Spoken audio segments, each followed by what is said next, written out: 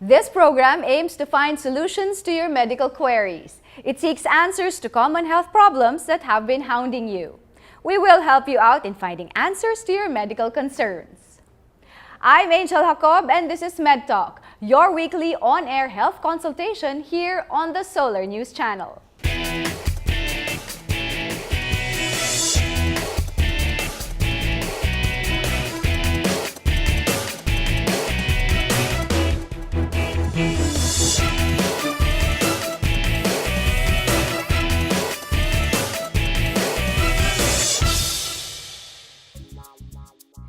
Reconstructive surgery is a type of plastic surgery performed to reshape abnormal structures of the body to improve function and appearance. There are 5 main types of reconstructive surgery, namely, breast reconstruction for women who have undergone mastectomy, surgeries for feet and hands, mainly for the removal of extra fingers or toes, wound care for those who have been severely burned or cut, microsurgery for the replacement of parts of the body affected by disease such as cancer, and facial surgery to correct facial defects such as cleft lip. In deciding to undergo reconstructive surgery, it is always wise to consult doctors who specialize in these types of procedures. People who were born with physical imperfections or who have experienced accidents that caused facial deformities have sought out the help of plastic surgeons. Today, we will discuss reconstructive surgery. Joining us is Dr. Enrico C. Valera, Chief of the Plastic and Reconstructive Section at the Our Lady of Lourdes Hospital and Vice Chairman of the Craniofacial Foundation of the Philippines. He was also previously the head of the Aesthetic Surgery Center at the St. Luke's Medical Center. Also joining us is Aesthetic, Plastic and Reconstructive Surgeon, Dr. James B. Joaquino. He is also an assistant professor and section chief of the Plastic Surgery Department at the UERM MMC and president of the New Life Plastic Surgery Group. You can participate in the discussion by calling our hotline or by following us on Twitter and by email. Now let's start our discussion. Welcome to the show, doctors. Let's start the discussion with Dr. Joaquino. What is reconstructive surgery? Reconstructive surgery is part of plastic surgery. The division is artificial, it's arbitrary. You cannot be a good reconstructive surgeon if you don't know how to do the aesthetics of it, okay, and vice versa. Okay, now reconstructive surgery is that part of plastic surgery that tries to restore back to normal what has been robbed by nature or by accidents. Okay, so reconstructive surgery and plastic surgery. Dr. Valera, what is the difference between the two? Well, actually, it's the same. They just use plastic surgery. As Dr. Joaquino said, plastic surgery encompasses both aesthetic and reconstructive surgery. So there's actually no division between plastic surgery and reconstructive surgery. Or aesthetic surgery for that matter. Others may consider, I think, having plastic surgery as aside from maybe a physical injury, but sometimes it's for to enhance one's looks or one's physical appearance. Yes, that part of plastic surgery is called cosmetic or aesthetic surgery. But you cannot really divide both of them because it's one and the same. It's just that some doctors would like to try to divide it and make it appear that it's a different procedure, that plastic surgeons cannot do cosmetic and vice versa. What is the most common reconstructive surgery here in the country?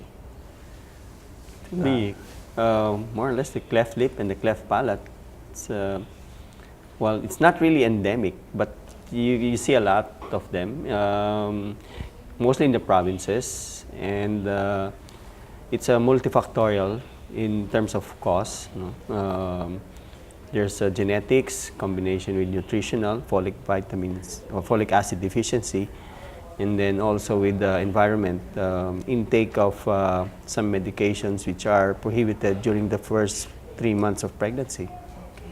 And hence we always have, or every year, I understand there's Operation Smile, which just happened a couple of months ago. Isn't that right? Yeah, we have Dr. Operation Aquino? Smile, we have Smile Train, we have different groups actually we work with, and mostly we deal with congenital anomalies, and we're very active in this, not only in the country, but also abroad. Okay. Now we found out that we have a very high incidence of these deformities. For every 500 live births, yeah, you have one cleft lip or cleft palate deformity actually. So we've been catching up. It's And very hard. It's very hard to catch up because once, well, we do them well and they look very nice. Yes. They might not be noticed.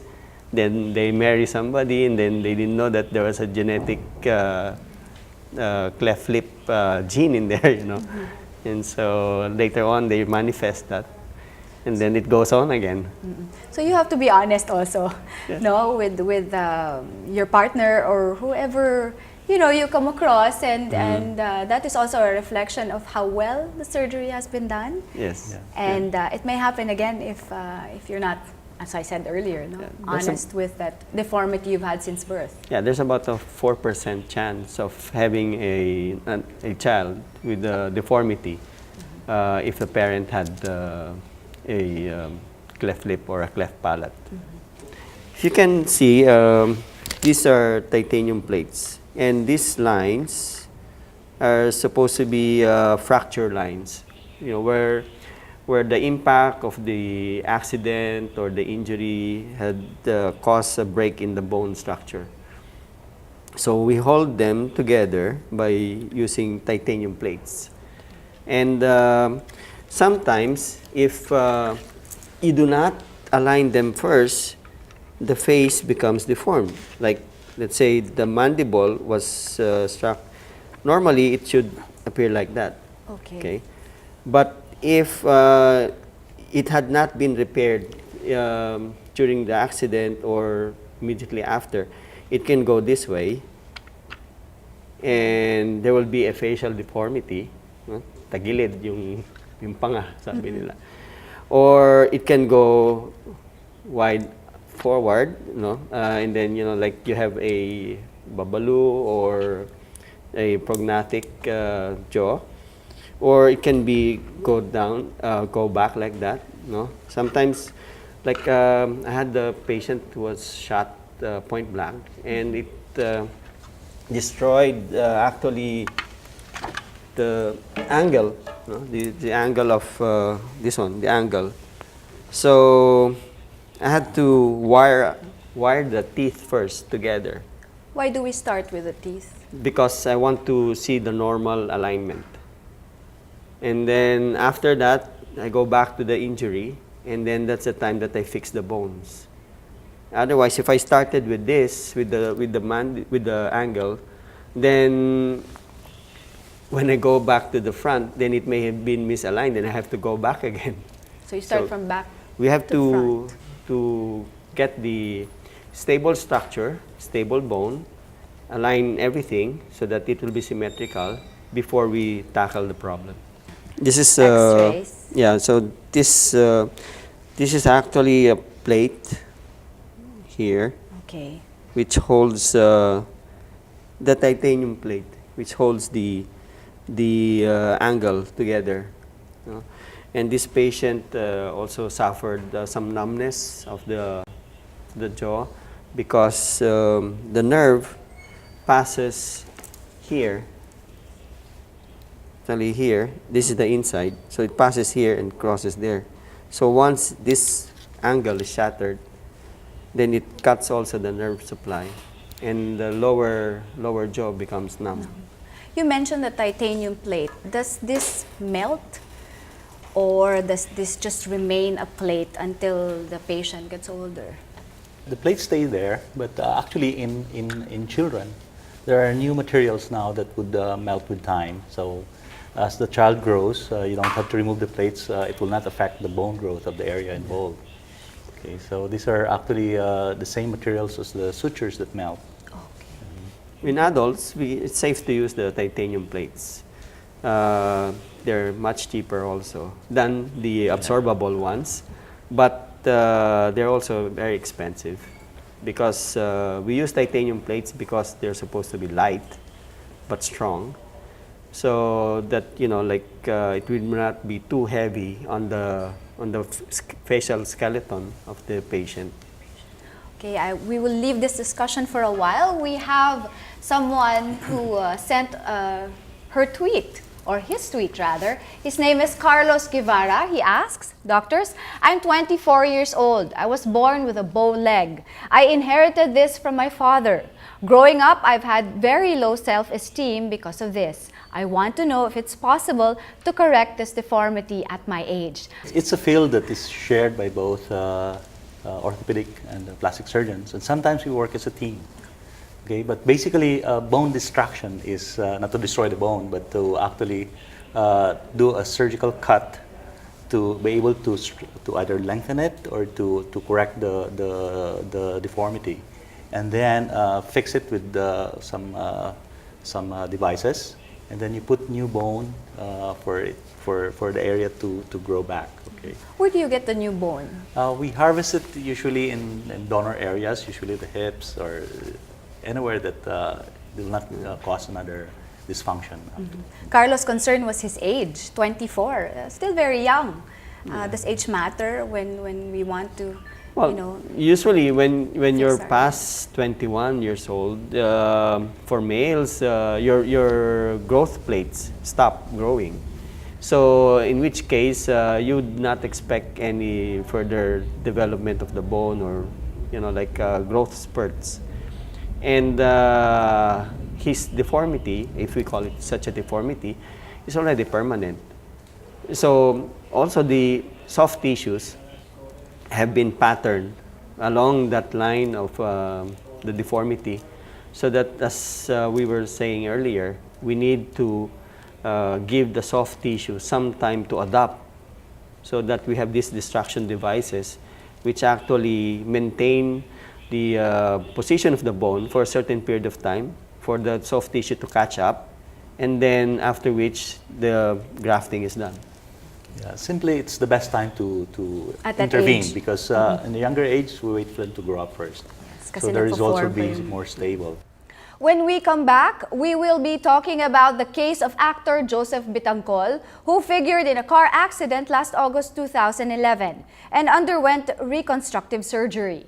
You can participate in the discussion by calling our hotline or by following us on Twitter and by email. MedTalk will be right back.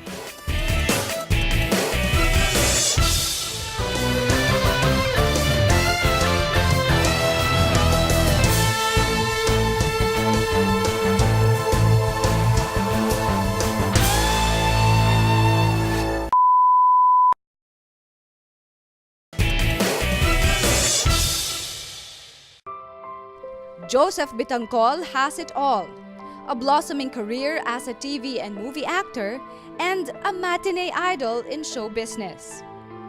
Belonging to the first batch of participants in a prestigious reality talent search program, the promise of stardom was within his reach. Joseph went through a critical stage in his life when he figured in a car accident.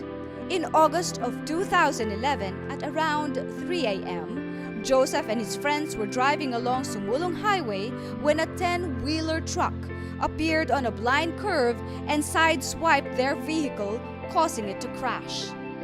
Ayun, nawalan akong malay. Nung binababa ako sa car, binuhat ako.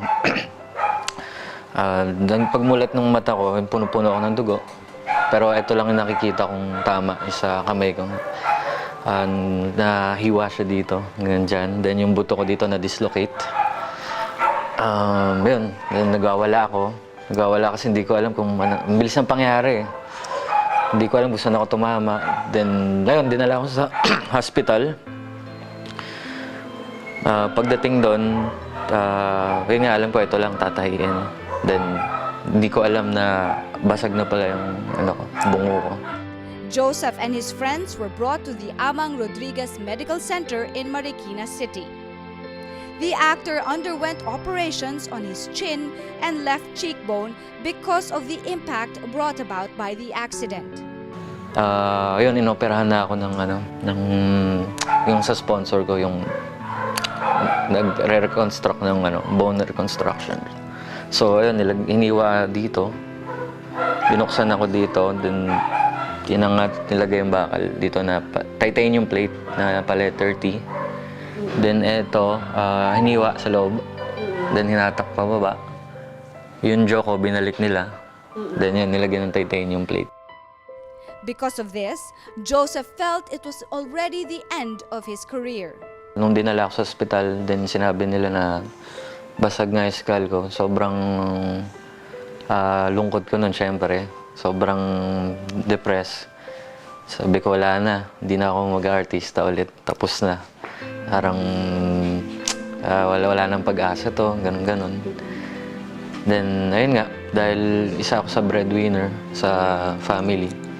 Parang nawalan talaga akong gana. Parang hindi ko alam yung gagawin ko. What's next, di ba? Parang after nito, paglabas ko sa ospital. So, ayun, syempre, pray lang. Then, tiwala lang. Thank God, ninalalayan niya ako. Eto, naibalik yung dati. Halos sabi nga ng iba, parang walang nangyari. After what has happened to Joseph, he is thankful that he has been given a second chance in life. We're back here on MedTalk and still talking about reconstructive surgery. Now let's tackle the case of Joseph Bitangcol. Doctors, we've seen the VTR and it's unfortunate that that happened to such a young actor, a very promising actor.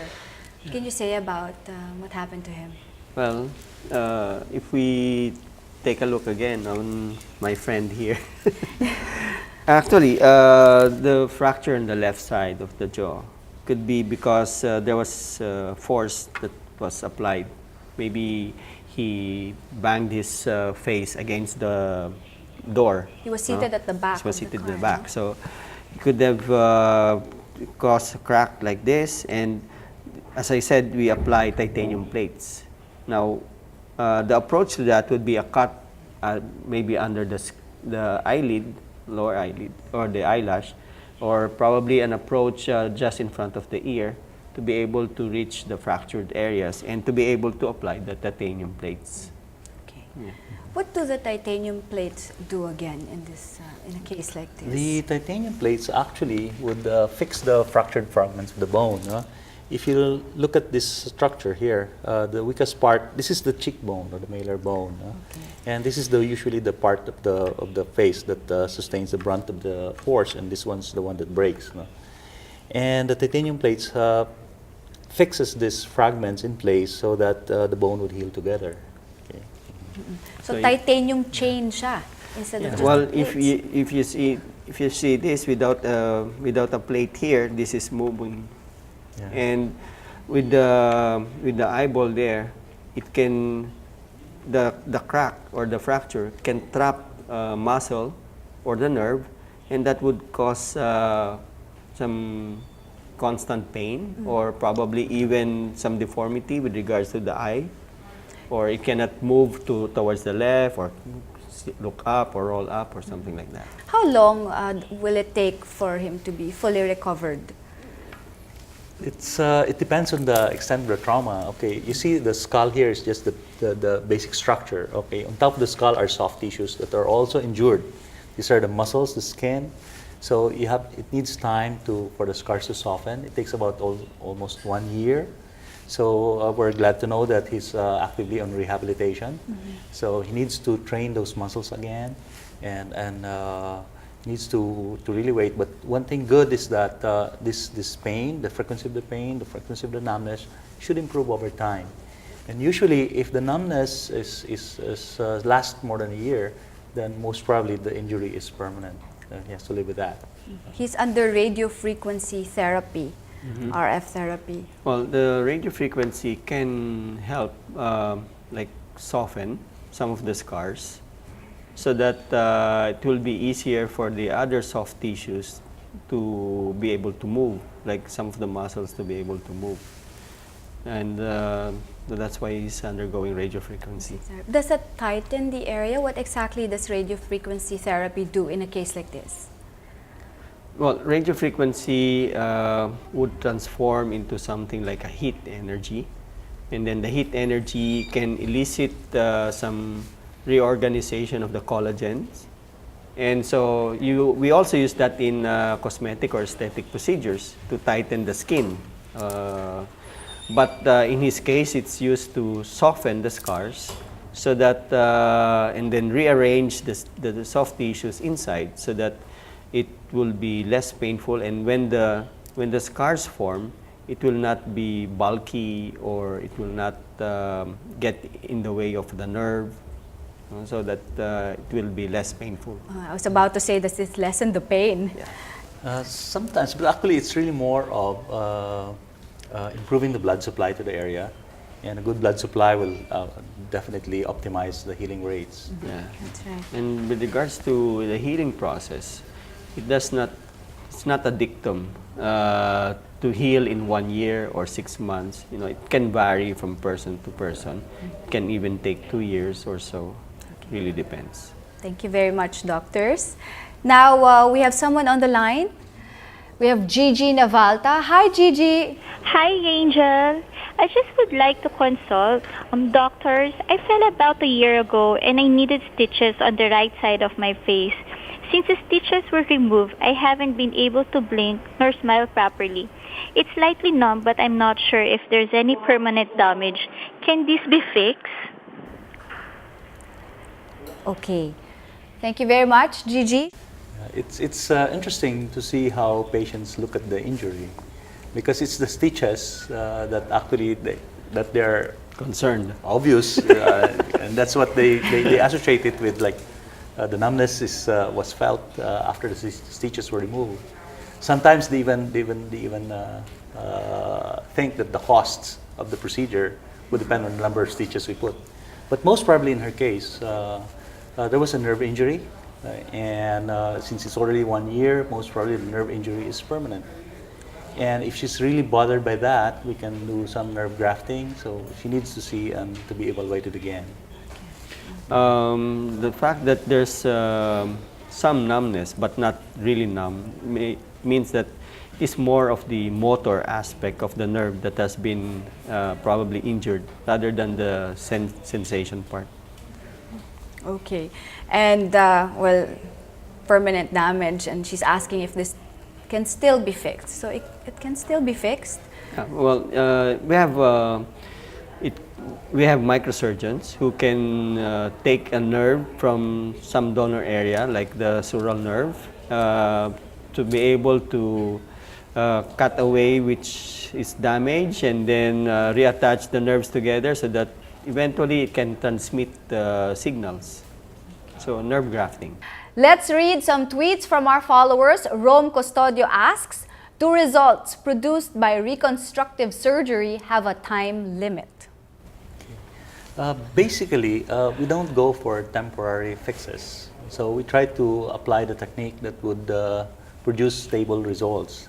And usually the final results are seen after about a year. And once they're there, it stays until the lifetime of the patient. Sometimes, let's say that part of the nerve may have been injured.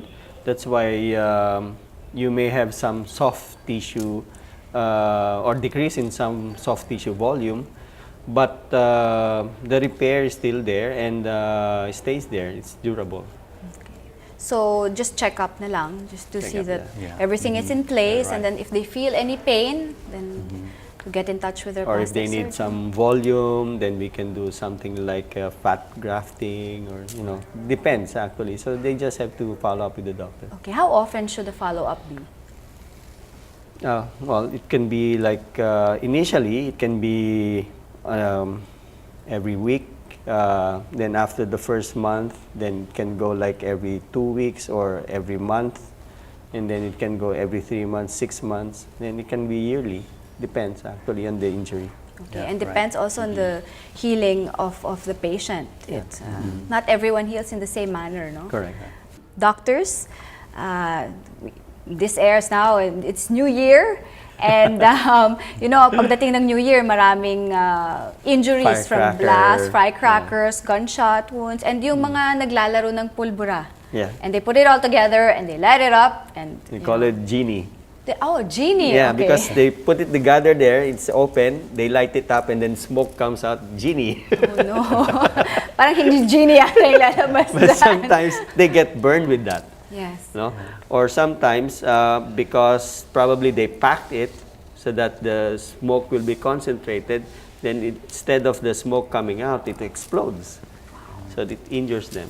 Oh. So anong first aid when we get injured in this manner? Or Okay. yung mga wick, sometimes yung sa wick, kala natin hindi sisinde, then we light Yeah. it up and that's what happens. And there's a blast that happens to our fingers. First aid. Fireworks injuries are usually fractures or soft tissue injuries and sometimes burns. Okay, now the most important thing to do is to wash the hands with soap and water, okay, to minimize the dirt, and then really go to the emergency room and see a doctor. Because what could be, might look to be a minor injury might involve deeper structures which could affect the function later on of the hand. So they really have to see a doctor for all types of hand injuries. For those who have part of the digit that had been cut off, maybe it was a clean cut or probably part of the blast, what they can do is they can put that in a plastic bag, then put ice around it to preserve it, and then go to the hospital and bring it with them, because a reconstructive surgeon might be able to attach it and then save the function of the finger. Okay, so this is the digit that has been affected. Put it in a bag of ice. Well, you put in a plastic first so Plastic that it doesn't get soaked and swollen by the water from the ice. Okay. And then put the ice outside the bag and then bring it to the hospital. What about the injured, Well, the remaining digit? That has After been- cleaning it, you have to wrap your hand or the digit that's been involved. They just have to make sure it's their finger. Otherwise, we might put back the wrong Okay.